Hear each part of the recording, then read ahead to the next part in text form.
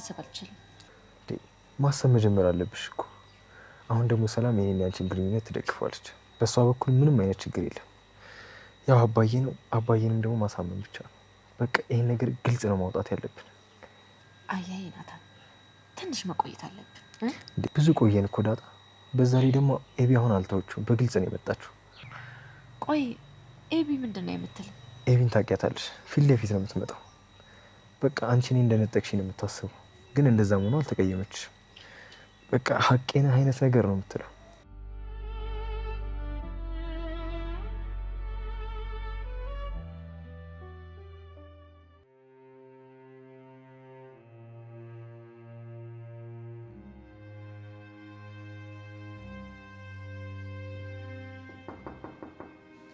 ይግቡ። ማርቲ ልግባ? ገባሽ እኮ። አይ እሺ። እኔ የምልሽ ማርቲ፣ ቆይ ደረጀ ሁሌ እንደዚህ ነው የሚያመሻው? እባክሽ መዲ፣ ደክሞኛል። እሺ አም ሶሪ፣ በጣም ይቅርታ ማርቲ። እኔ የምናገረውን ነገር በክፋት አትይብኝ እሺ? ደግሞ ምን ያህል እንደምወድሽ ታውቂያለሽ አይደል? ሌዋ አውቃለሁ ታናሽ። እሺ እንደምወድሽ ካወቅሽ ዛሬ እንኳን እስኪ ከልብሽ አዳምጪ። ማርቲዬ ምንም ጤነኛ አይደለሽም እኮ። የሆነ ነገርማ ተደርጎብሻል። እሺ ደግሞ ምንድነው የተደረገብኝ? አንቺ ሳቂ። የሆነ ብላክ ማጂክ ምናምን ነገርማ አድርጎብሻል። አይ እኛ በፈጣሪ የምናምን ሰዎች ነን። በፈጣሪ ታምነን ደግሞ ለየትኛውም የሰይጣን ክፉ ነገር አሳልፎ የሚሰጠን ይመስልሻል? ታዲያ ሁኔታሽ እኮ ነው። አንቺ አንድ ነገር ከያሽ አትለቂም። እስኪ ልስማሽ፣ በይ ንገሪኝ። ኦልራይት ማርቲ፣ እሺ ሰራተኛዋ ቤትሽ አርግዛ ያለ ባል ስትወልድ ዝም አልሽ። ይሄ አንድ በይ።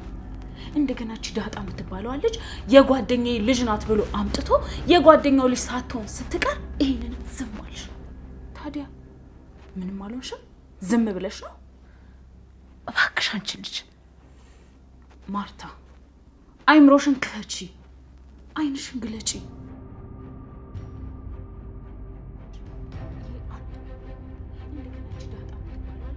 የጓደኛዬ ልጅ ናት ብሎ አምጥቶ የጓደኛው ልጅ ሳትሆን መዲ እባክሽን ተይኝ።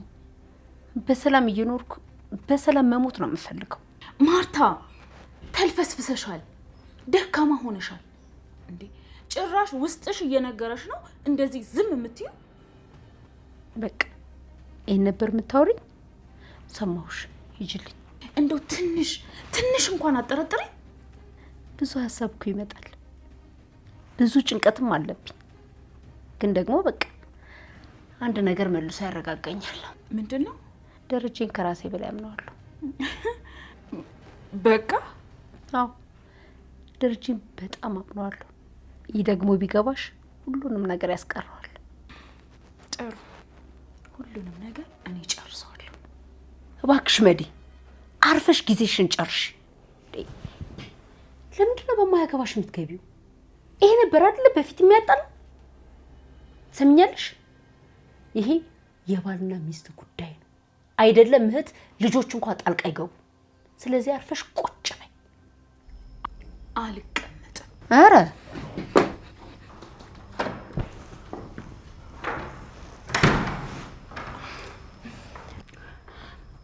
ሶሪ አማቼ፣ ሶሪ። መድኃኒት ምን እያልሻት ነበር? ምን አልኳት? ምንም አላልኳትም። ነግሬሽ ነበር መድኃኒት፣ ነግሬሽ ነበር አይደለም?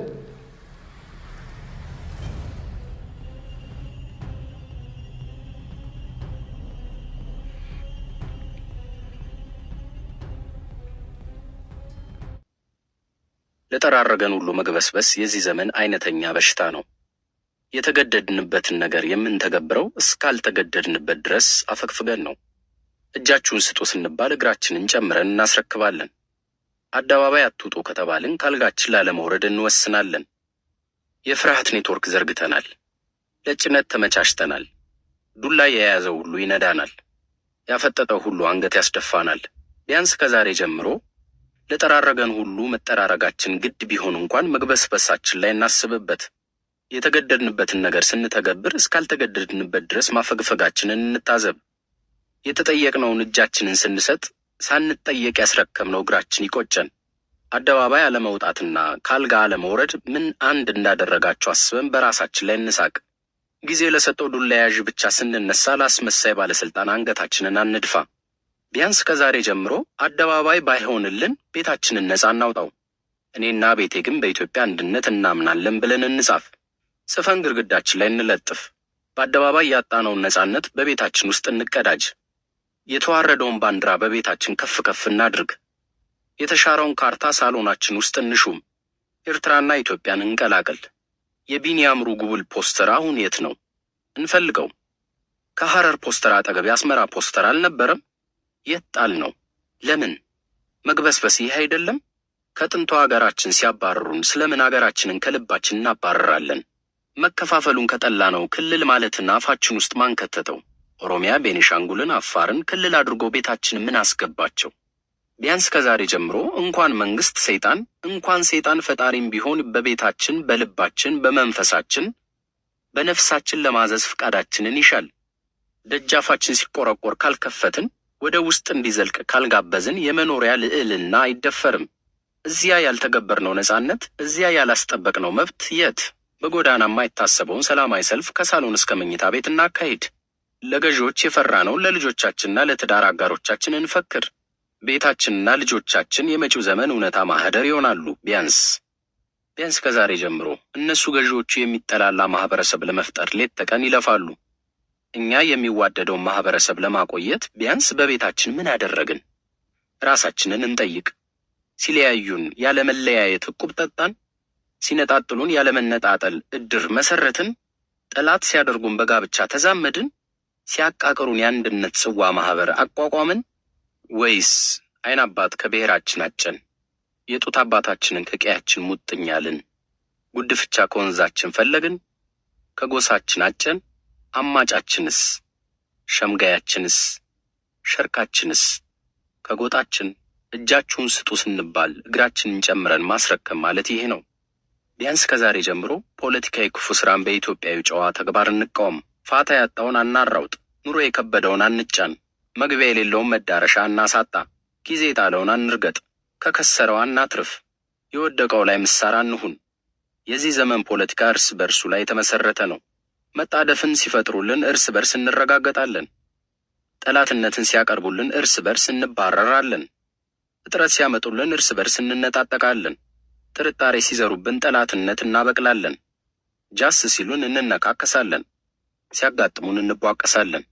ቢያንስ ከዛሬ ጀምሮ ቤታችን፣ ልባችን፣ መንፈሳችንና ነፍሳችን ከዚህ ይጽዳ። ነጋዴ ነን፣ ያለ አግባብ አናትርፍ። አከፋፋይ ነን፣ ተፈጥሯዊ ያልሆነ እጥረት አንፍጠር። መምህር ነን፣ ተማሪ ከተማሪ አናበላልጥ። ስፖርተኛ ነን፣ ብሔር አንወክር። አርቲስት ነን፣ ዘር ከዘር የሚከፋፍል ድግስ አናድምቅ። አሰሪ ነን፣ ስራን ብቻ ማዕከል እናድርግ። ቤት አከራይ ነን፣ ለተከራይ እንዘን። ገበሬ ነን፣ ሰው በቆርቆሮ ቤት አንቀይር። ኮንትራክተር ነን፣ ጥራት አንቆነጣጥ። ጋዜጠኛ ነን፣ ለህዝብ ብቻ አንቁም። የህግ ባለሙያ ነን፣ ፖለቲካ አንቀላቅል። የምክር ቤት አባል ነን፣ በእንቅልፍ ልብ እጃችንን አናውጣ።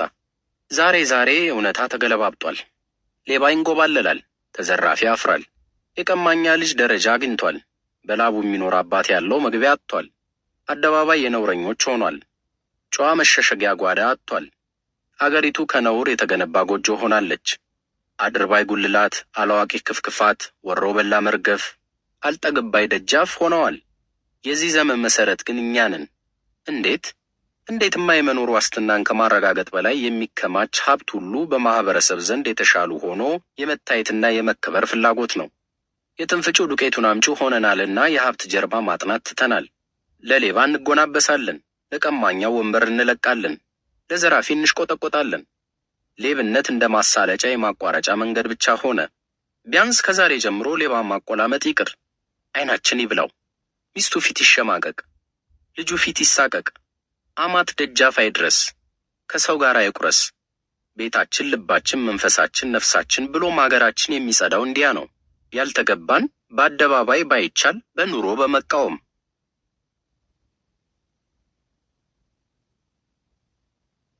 ኑ እንዋቀስ። እኛ ኢትዮጵያውያን ከወራሪዎቻችን አንጻር ብዙ ጀግንነትና ብዙ ኩራት አለን። ከገዢዎቻችን አንጻር ደግሞ ብዙ ቅሬታና ብዙ ውርደት አከማችተናል። ለዛሬ ጀግንነቱ መወድስ ሲቆይና የቅሬታና የውርደት መዝገባችን ይገለጥ። ከገዢዎቻችን አንጻር ቅሬታ ሲያድርብን አንድም እንተርታለን፣ አለበለዚያም እንዘፍናለን። የምንተርተውና የምንዘፍነው ምድጃ ዳር ሰው ሁሉ መተኛቱን አረጋግጠን ነው። እንደ አፄ ቴዎድሮስ ዘመኗ ምንትዋብ አደባባይ ላይ የቅሬታ ተረትና ዘፈን አንሞክርም። እንዲያማ ቢሆን ቅሬታን ውርደት አይከተለውም ነበር። አንድ የቅሬታ ተረት እንጥቀስ። ሹም ለሹም ይጎራረሳል፣ ደሃ ለደሃ ይላቀሳል። ይሄ ቅሬታ ዛሬም አለ። በአደባባይ መተረት ግን ሞታችን ነው። ተረቱ የክት እንደሆነ ቀጥሏል። ይህን ተረት ይዞ ገበያ የወጣ ልበ ድፍን ለእርሱ ወዮለት። የቅሬታና የውርደት ታሪካችን የሚያመላክተው ይህንኑ ነው። በጠላት ጊዜ ህዝባዊ የቅሬታ ተረት ይዘው አደባባይ የወጡ 3 ወንድማማቾች ነበሩ አሉ። ጣሊያን ይህን ሰምቶ ባንዳዎቹን በመላክ ያለምንም ችግርና እንቅፋት ከህዝብ መካከል ወንድማማቾቹን መዞ ይዟቸው ሄደ። በዝግ ችሎት የፋሽስትን አንቀጽ ጠቅሶ 3ቱም ላይ ሞት ፈረደ፣ ሰቀላቸውም። ከዚህ በኋላ 3ቱ ወንድማማቾች ለህዝብ ቅሬታ ሳይሆን ለምድጃ ዳር ዘፈን ተመለመሉ። ወይ አውቀው አያውቁ ወይም አይጠይቁ የነሲቡ ልጆች 3ቱም አለቁ። ይቺ ህዝባዊ ዘፈን ህዝባዊ ውርደትን ወደ ሰማዕቶቹ የማዞር ጥበብ አለባት። ቅሌቱ የማን ነው? የህዝቡ ወይስ የ3ቱ ወንድማማቾች? የህዝብን ቅሬታ ይዞ አደባባይ መውጣት አለማወቅ ነው? አደባባይ መውጣቱ የሚያስከትለው ዕዳ የአደባባይ ወጪው ብቻ ነው? ይሄ ህዝባዊ ውርደት በእኛ ታሪክ ውስጥ ተደጋግሟል። ደጃዝማች ታከለ ወልደ ሐዋርያት የሞቱት እንዲያ ነው። አፄ ኃይለ ሥላሴ ከማይጨው ጦርነት በኋላ ወደ አውሮፓ መሸሻቸው ደጃዝማቹን አስከፋቸው። በመሆኑም በዚህ አጋጣሚ ህዝቡ የሚጠቀምበትን ህዝባዊ መንግስት ወይም ሪፐብሊክ መንግስት የማቋቋም ፍላጎት አሳዩ። ፍላጎታቸው ከጠላት መሸነፍ በኋላም ወይም አፄው ከተመለሱ በኋላም አልከሰመም። በዚያ ሳቢያ ግጭት ተፈጥሮ እጅ እንዲሰጡ ሲጠየቁ ራሳቸውን አጠፉ። ህዝብ መሃል ሆነው ለህዝብ ጥቅም እየታገሉ የመጨረሻ አማራጭ ራስን ማጥፋት መሆኑ አይደንቅም? ለየትኛው ህዝብ ነው ህዝባዊ መንግስት እንዲቋቋም የጠየቁት? ህዝቡ የለም? ወና አገር ነው? እንደ አጥማቂው ዮሐንስ የበረሃ አንበጣ እየበሉ በረሃ ላይ ነው የጮሁት? ካልሆነ ታዲያ ውርደት አይመስልም እንጂ የውርደት ታሪካችን ብዙ ነው። ሊጋባ በየነ ወንድማገኝ የተሰኙ መኳንንት ከአፄ ኃይለ ሥላሴ ጋር ጸብ ገጠሙ አሉ። መቼም ለራሳቸው አይደለም። ቢሆንማ ሊጋባነቱ በበቃቸው፣ ካልበቃቸውም ተለማምጠው በተጨመረላቸው ነበር። ያም ሆነ ይህ ሊጋባ በየነ ሃይባይ ህዝብ በሌለበት አሰቃቂ ሞት ተፈረደባቸው። ውሃ ተከልክለው በውሃ ጥም አረው ሞቱ። ይህ ሲሆን እኛ ምን አደረግን? ማድረጉ ይቅር ምን አለን? ምንም። እንደውም የጭካኔውን ፍርድ የሚያበረታታ ዘፈን አወረድን። ጠጅ አልጠጣም ብሎ እንደተጀነነ ውሃ ውሃ እያለ ሞት አሉ በየነ። ዘፈንን ከክብር በላይ አስበልጠን እና ይሆን? ካልሆነ በላይ ዘለቀን ያህል አውራ አሰቅሎ ለዘፈን ማድላት ምን የሚሉት ፈሊጥ ነው? በላዬ ሸጋው በላዬ ጀግናው በላዬ ብሎ መስፈን ከበላይ በላይ ምን ይጠቅመን ይሆን? ተሰቀለ ቢሉ ካፖርታው ነው ብዬ፣ ተሰቀለ ቢሉ ጠበንጃው ነው ብዬ፣ ለካስ በላይ ኖሯል ትልቁ ሰውዬ። ቢያንስ በሞቱ አልተሾፈበትምና የበላይ ሁኔታ ከሌሎቹ ይሻላል። ከእናቶ በዛብህ ለማለት ነው። አቶ በዛብህ በጥይት ተደብድቦ ሲገደል ልብሱ በባሩድ እሳት ስለተያያዘ አካሉ ተቃጠላሉ። ያኔ እንዲህ ተብሎ ተዘፈነበት። አንተም ክፉ ነበርክ ክፉ አዘዘብህ፣ እንደገና ዳቦ እሳት ነደደብህ። ግለሰብ ምን ክፉ ቢሆን የገዢዎችን ያህል ኃይል የለውምና ጉዳቱ ያን ያህል ነው። እንደውም መንግስትን በማስጋት የማለዘብ ጠቀሜታ ሳይኖረው ቀረ ብላችሁ ነው? እንኳን ህዝባዊ ቅሬታ ያለው ቀርቶ ከግለሰብ ጋር ተጋጭቶ የሸፈተን ግለሰብ ገዢዎች ምሬ ያለውና ግባ ማለታቸው ህዝብ ማኩረፊያ እንዳያደርጋቸው ሳይሆን ይቀራል። በዚህ ዘመን ግለሰባዊ ተጋፋጭነትን በህዝባዊ መንፈስ አቅፎ ደግፎ መከላከል የታየው ትንሽም በድምፃዊ ቴዎድሮስ ካሳሁን ቴዲ አፍሮ የክስ ሂደት ላይ ነበር።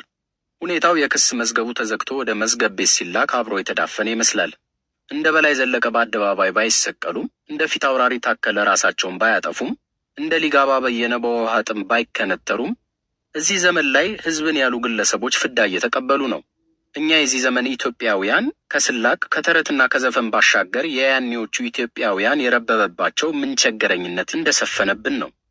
ግለሰብ ከህዝብ የበለጠበት ዘመን ቢኖር ይሄ ጊዜ ዋነኛው ነው ማለት ይቻላል። ግፉዋኑ ግለሰቦች ህዝብ ከነሱ የሚጠብቀውን ሩቡ እንኳን እነሱ ከህዝብ የማይጠብቁ ሆደ ሰፊዎች ናቸው። ዝምታቸው ለተረዳው ይጫጫናል። የተወሰነባቸውን ያለ ቅሬታ መቀበላቸው ይወቅሳል። በእስርም ውስጥ እያሉ በአቋማቸው መጽናታቸው እኛ ማንን እንድንል ግድ ይላል። ለመሆኑ እኛ ማንን? መንግስት ከሮጡለት ውሻ ነው፣ የገቡበት ይገባል። ግን በመሮጥና በመሸሽ ትጋት ደክመናል። ከኛ ተነጥለው ለውሻው ክራንቻ ጥርስ ራሳቸውን አሳልፈው የሰጡትን መለስ ብሎ ለማየት እንኳን ፍርሃታችን አልፈቀደልንም። ከሚሸሽ ህዝብ ተነጥሎ ለመዘንጠል ወስኖ የሚቆም ግለሰብ ማፍራት ለህዝቡ ኩራቱ ነበር። አቋሙ ምንም ይሁን ምንም የሚያሯሩጥ ገዢን አይን ለአይን የሚገጥም ግለሰብ መፍጠር ለህዝብ መታፈሪያው ነበር። እኛ ግን አንዱን ለወንጭፍ ሌላውን ለወፍድ አድርገን ምንም ያልተፈጠረ ለማስመሰል እንጥራለን። እንዲህ ያለ ህዝብ መታፈሪያ ግርማው ምንድን ነው? ሲጭኑት አህያ ሲጋልቡት ፈረስ መሆኑም አይደል? ከእንዲህ ያለ ትቢያ ውስጥ እንዴት ያለ ጨዋ ህዝብነት አንጥረን እናወጣ ይሆን? አንሰማውም እንጂ ከወደታች የሚነፍስ ኑ እንዋቀስ የሚል ጸጥተኛ ድምፅ አለ። ድምፁ የግለሰቦች ነው። የሚዋቀሰው ከአካላችን ሳይሆን ከህሊናችን ጋር ነው። የአገልግሎት ዋጋቸውን በልተን በዕዳችን ያስጠየቅናቸው ግለሰቦች አሉ። ጡጫና እርግጫ የጠገቡት እነርሱ እያሉ እኛ ግልምጫ የሚሸሽ ውርደታም ህዝብ ሆነናል። ልጆቻችንን ሰብስበን የእነሱን ልጆች በትነናል። ቤተሰቦቻችንን ሸክፈን የእነሱን ቤተሰብ አንከራተናል። ቤታችንን አሙቀን የእነሱን ጎጆ አቀዝቅዘናል። ኑ እንዋቀስ ይላል ንፋሱ። እንደኛ ጨርቄን ቅሌን ስላላሉ ጨርቅና ቅል እንደሌላቸው መቁጠር የጨዋ ህዝብ ወግ አይደለም። ኑ እንዋቀስ ይላል ንፋሱ።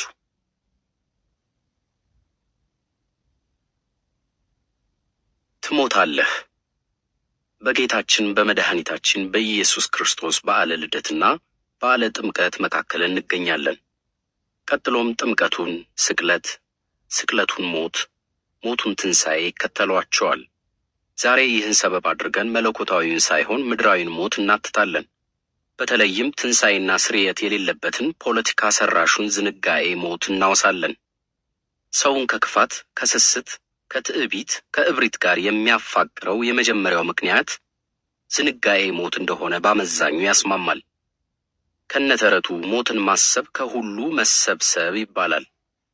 ሞትን ያህል ዕዳ፣ መቃብርን ያህል እንግዳ መዘንጋት ሰው በሀብቱና በጉልበቱ ፈጽሞ እንዲመካ ይገፋፋዋል። ማን አህሎኝነት ይወርሰዋል። ይህንን ከመሰረቱ የተረዱ ጥንታዊዎቹ ሮማውያን ለገዢዎቻቸው ለጀግኖቻቸው አንድ አዛውንት ይመድቡ ነበር አሉ። ገዢው ማለዳ ተነስቶ ቁርስ ሲቆርስ የአዛውንት ድንገት ዘው ብሎ በመግባት አንዲት ቃል ብቻ ተናግሮ ይወጣል። ትሞታለህ። ሮማዊው ጄኔራል ከድል መልስ በሰረገላ ሆኖ ወደ ከተማው ሲመለስ ህዝቡ ዘንባባ ይዞ በክብር ይቀበለዋል።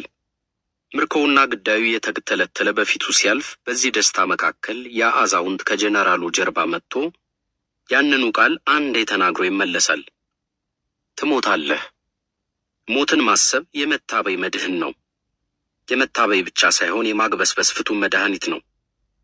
ሞትን በማሰብ ከሁሉ መሰብሰብ የቻለ ገዢ በማጣት እዚህ አገርና ህዝብ ይቃጥታሉ። ሁሉን አንቋሻሽ የተገኘውን አግበስባሽ በሆኑ መሪዎች ፍቃድ ላይ ጣፈንታችን ወድቋል።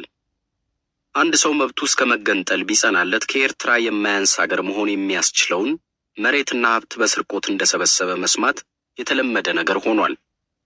አጤ ምኒልክ አገር ረግቶ በተረጋጉበት ዘመን የግል መሬት እንዲይዙ ተመከሩ አሉ። እንዲህ ሲሉ ምላሽ ሰጡ። መላው ኢትዮጵያ የማን ሆነና እኔ በግሌ መሬት ይይዛለሁ? ስለዚህም በስማቸው የተያዘ አንድም መሬት አልነበረም። እንደውም የእናታቸውን የዘር ርስት ወራሽ እንደሆኑ ቢታወቅም መሬቱን በባለቤትነት ተቆጣጥረው አያውቁም። ታዲያ አንድ ጊዜ መሬቱን የሚያርሰው ገበሬ ከምስለኔው ጋር በግብር ተጣልቶ ምኒልክ ፊት ሲቀርብ እንዲህ አሉ። ፈጣሪ የመላ ኢትዮጵያ አባት ስላደረገኝ እሱም ገበሬው ከልጆቼ አንዱ ነውና በስሙ ሊገብር ይችላል። አጤ ምኒልክን ለዚህ በቃኝ ባይነት ያበቃቸው አዘውትረው ሞትን ማሰባቸው ነበር። የአድዋ ድል 7ኛ ዓመት ሲከበር ለየመኳንንቱና ለየጭፍራው በጻፉት ደብዳቤ ላይ ይኸው ሞትን አለመዘንጋት በጉልህ ይታያል። በዚህ በየስራው ነገር በእንጨት በድንጋይ የማደክማችሁን አትመልከቱ። ይልቅ እኔን ስታጡ ብርቱ ሐዘን ያገኛችኋል ይላሉ። እንደ ሮማዎቹ ቄሳሮች ትሞታለህ የሚል አስተዋሽ ሳይመደብባቸው እሞታለሁ ያሉ ታላቅ መሪ ናቸው አጤ ሚኒሊክ። ከዚያ ጊዜ ወዲህ ነገር እየተበላሸ የመጣ ይመስላል። በሞት ፈንታ ዘላለማዊነት የነገሰበት የገዢ ልብ የላይ ሰፈር ሰዎቻችንን ተጠናወተ። በአፄ ኃይለ ሥላሴ ዘመን የነበሩ ተማሪዎች እንዲህ ሲሉ በቅኔ ንጉሱን አንጓጠው ነበር። ዛሬስ አቶ ኃይሌ አረጀ ደቀቀ፣ ምድር ይይዝ ጀመር እየተንፏቀቀ። ይኸው የጠሉት ይወርሳል የፈሩት ይደርሳል ሆነና ከራሳቸው ከተማሪዎቹ መካከል የወጡት ጓዶቻቸው ዛሬ ንጉስ ሆነው እየተንፏቀቁ ምድር በመያዝ ከአፄ ኃይለ ሥላሴ ብሰው ተገኙ። ይህን ጉድ ተማሪዎቹ ቢያዩ ምን ይሉ ነበር ይሆን? ለመሆኑ ለአንድ ሰው ስንት መሬት ይበቃዋል? ይሄን የጠየቅኩት እኔ አይደለሁም። ሞት እንዳለ ገብቶት ርስቱን ለጭሰኞቹ በማከፋፈል ሙልጩን የቀረው ታላቁ ሩሲያዊ ደራሲ ሊዮ ቶልስቶይ ነው። አንድ ሰው ስንት መሬት ይበቃዋል? ቶልስቶይ የጻፈው ተረት ርዕስ ነው። ሰውየው ልክ የለሽ የመሬት ጥማቱን ለማርካት ወደ አካባቢው አዛውንቶች ይሄዳል። በመካከላቸውም አንድ ስምምነት ያደርጋሉ። ፀሐይ ወጣ እስክትገባ በሩጫ መሸፈን የሚችለውን መሬት ሁሉ እንደሚወስድ። ይህ የሚሆነው ግን ጀንበር ከመጥለቋ በፊት ማለዳ የተነሳበት ቦታ ላይ ለመድረስ ሲችል ብቻ ይሆናል። ሰውየው በደስታ ብሎ ሩጫ ይጀምራል። ይሮጥ ይሮጥና ይሄ ለስንዴ ይላል። አሁንም ይሮጥ ይሮጥና ይሄ ለገብሴ ይላል። ሩጫውን በመቀጠል ይሄ ለበቆሎዬ። ቀና ሲል እየመሸ ነው። ወደ ተነሳበት ተመልሶ መሮጥ ይጀምራል። በቦታው ላይ ሲደርስ ግን ልቡ ፈንድቶ ይሞታል። ቶልስቶይም በአንዱ ገጸ ባህሪ በኩል ቅበሩት ይላል። ለአንድ ሰው የሚበቃው መሬት የቁመቱን ያህል የሚቀበርበት ብቻ ነው። የኛዎቹ ባለስልጣናት ጸሎታቸው ሰምሮ የከተማ መሬት በመሰብሰብ ላይ ናቸው። የፎቅ ማሳ እያለሙ ይሄ ለሚስቴ፣ ይሄ ለሚስቴ እህት፣ ይሄ ለእህቴ፣ ይሄ ለልጄ፣ ይሄ ሲሉ በሩጫ ልባቸው ፈንድቶ መሞታቸውን ዘንግተውታል። ሞትን በስልጣን እንቅልፍ ተላምደውት ከመካከላቸው ጓዳቸው ሲነጠቅ እንኳን የማይበረግጉ ልበ ደንዳናዎች ሆነዋል። ይሄ ልበ ደንዳናነታቸው ምን ያመጣብን ይሆን የሚያሰይ ስጋት ይተክላል። እንደ አጤ ሚኒሊክ ያለ ቀስቃሽ መንቃቱ ይቅር፣ እንዴት በራሱ በባለቤቱ በሞት የተወረወረ ፍላጻ እኩዮቻቸው ላይ ሲያርፍ መባተት ሳይኖር ቀረ? ለማንኛውም እንደ ጥንታዊዎቹ ሮማዎች እኛም ቄሳሮቻችንን ትሞታለህ በማለት እንትጋ። መሬት ሰበሰብክ ትሞታለህ፣ ሀብታ ጋበስክ ትሞታለህ፣ ልብህን አደነደንክ ትሞታለህ። የብሉይ ኪዳኑ የአማሌቅ ንጉሥ አጋግ በሌሎች ሞት ላይ ልበ ደንዳና ነበር።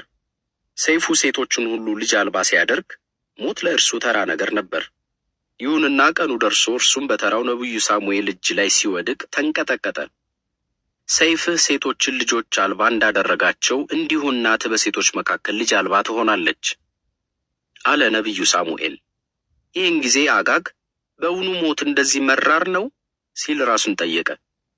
አጋግ ለገደላቸው ሞት እንዲያ ከባድ እንደሚሆን እንዴት ሳይረዳ ቀረ? ልቡን ምን አደነደነው? መግደል በመገደል እንደሚጠናቀቅ ሳይገለጥለትስ እንዴት ቀረ? አጋግ አልን እንጂ እኛስ ጋር እንዲሁ አይደል? ሞትን ከመሞት በፊት ማሰብ ለዚች አገር ገዢዎች እንግዳ ነገር ነው። ከአጤ ሚኒሊክ በተጨማሪ ሞትን አሳቢ ንጉሥ ሆነው ያገኟቸው አጤ ቴዎድሮስን ነው። ይህችን ታሪካቸውን እንመልከት። አጤ ቴዎድሮስ የጎንደርን ሊቃውንት ሰብስበው እንዲህ ሲሉ ጠየቁ ይባላል። ጌታ ቀድሞ ዓለምን ፈጠረ። በኋላ አምላክነቱን ለማሳወቅ የበህር ልጅ እያለ እያቆላመጠ ዘመነ አበውን መሳፍንትን ነገስታትን አሳለፈ። በኋላም ለኛ ብሎ ከሰማይ ሰማያት ወርዶ ከድንግል ማርያም ተወልዶ 33 ዓመት ኢየሩሳሌምን ዞሮ አስተምሮ ተገፎ ተገርፎ ሞቶ ተነስቶ እኛን አዳነ። ይህን ሁሉ ስራውን ከፈጸመ በኋላ ተመልሶ ወደ ሰማይ አረገ። ከዚህ ሁሉ ወዲያ እዚህ ምን ይሰራል? በአጤው ጥያቄ ሊቃውንት ሁሉ ተጨነቁ። ምን ብንል ይሻላል እያሉ ሲያወጡ ሲያወርዱ አንድ አይነ ስውር እኔ ልመልስ ጃንሆይ አሉ። እስኪ መልስ ቆማጤ ቆመጥማጤ አሉ ንጉሱ። ንጉሥ ሆይ ቁና ይሰፋል አላቸው። እውነቱን ነው፣ ይሄ ምናምንቴ አግኝቶታል።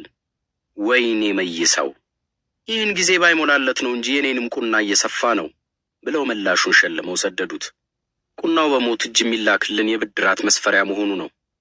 አጤ ቴዎድሮስ የእኔንም ቁና ያሉት የተቀጠበችውን የዕለተ ሞት ቀንን ነው። ምን ነው የአሁኖች አጤዎች ከዚህ ቢማሩ? እስኪማሩ ግን እኛ ዝም አንልም። ትሞታለህ እንላቸዋለን። በወታደር ተከበብክ፣ ትሞታለህ።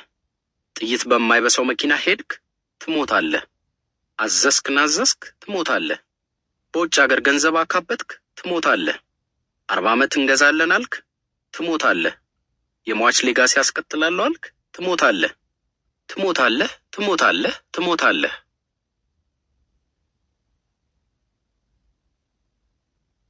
ጠቅላይ ሚኒስትር ከቁርበቶ ይምከሩ። ይድረስ ለጠቅላይ ሚኒስትር ኃይለ ማርያም ደሳለኝ። ይሄ ጠቅላይ ሚኒስትርነት ዓመት ተመንፈቅ ሞላው አይደል? አዲሱ ጠቅላይ ሚኒስትር ማለታችንም እየተዘነጋ ሄደኮ። ዓመት ተመንፈቅ የሞላው ስልጣኑ ልጅ ቢሆን ኖሮ ያለ ድጋፍ በሁለት እግሩ የሚቆምበትና ያለ መውተርተር የሚጓዝበት ዕድሜው ላይ ነበር። ስልጣንስ በዕድሜ መጨመር በሁለት እግር መቆምና ያለ መውተርተር መጓዝ ግዴታው ሳይሆን ይቀራል?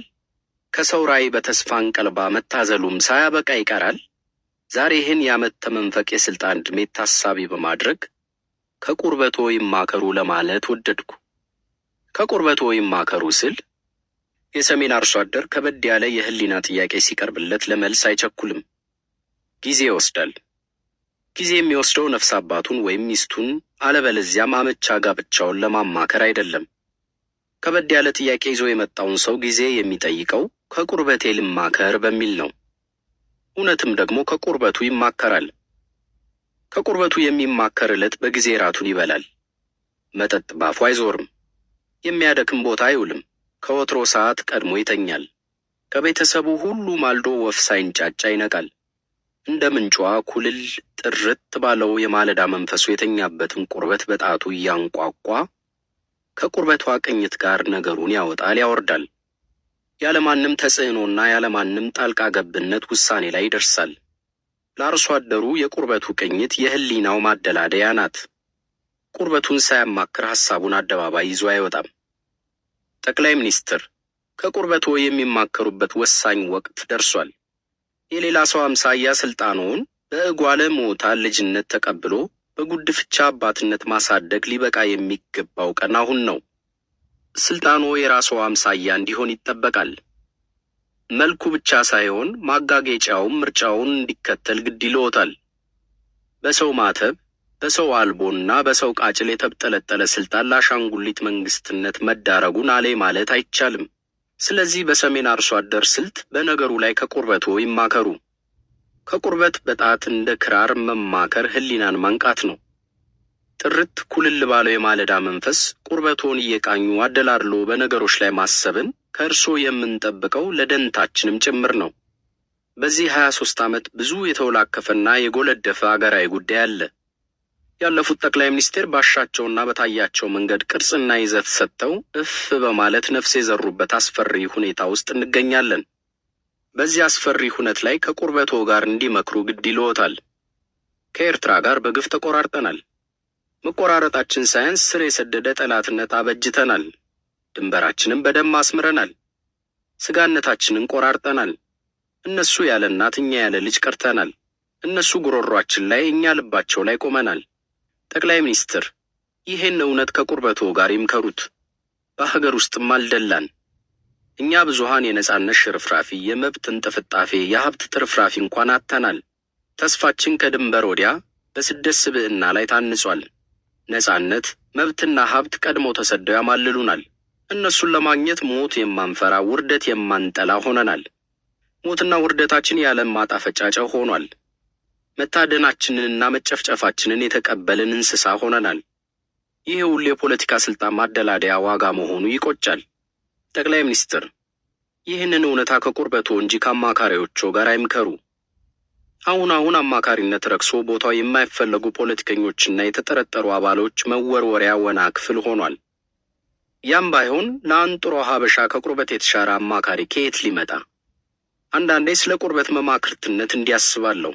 የተመለሱት የመነኑት ከቁርበት ፋሲል ከነማ ከመቀሌ ከተማ ጋር ጎንደር ላይ እንዳይጫወት የተሰጋው በስፖርት ሰበብ ነው። እናስ መለያየት በስፖርት እውን አልሆነም?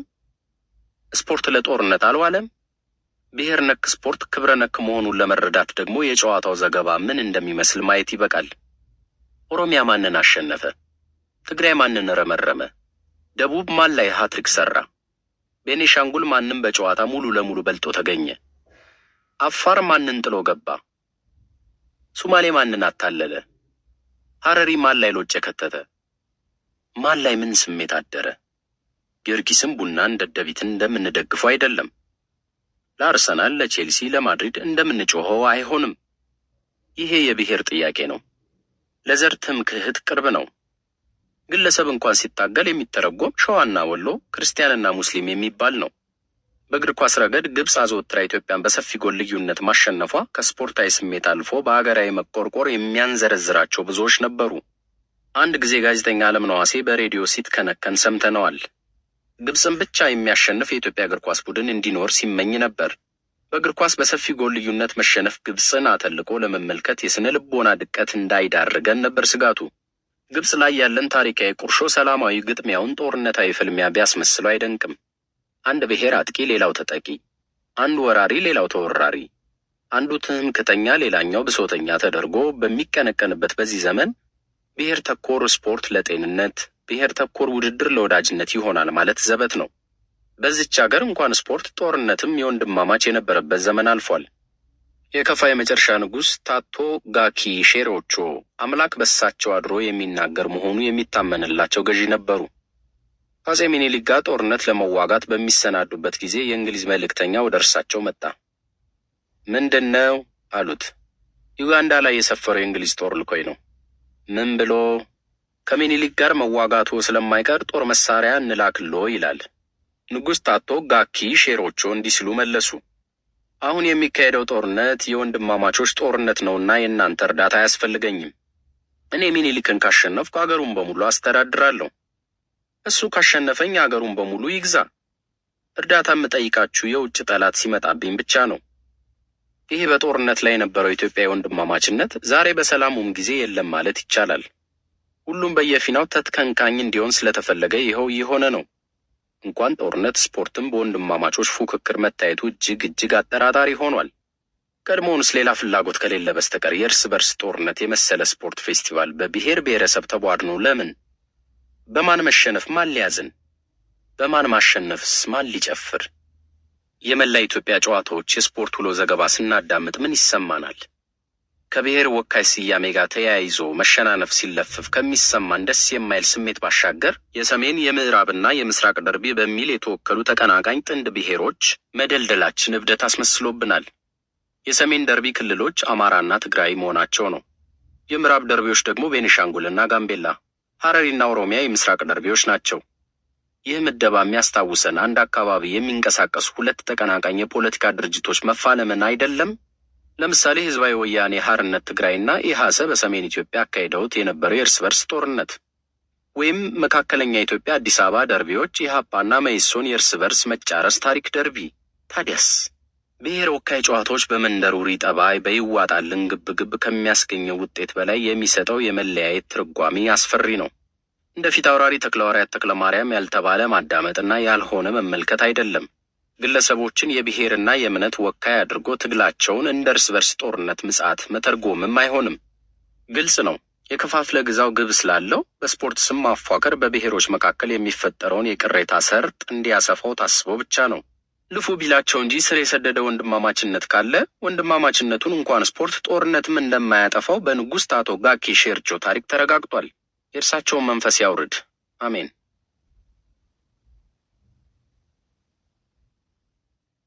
በኑሮ መቃወም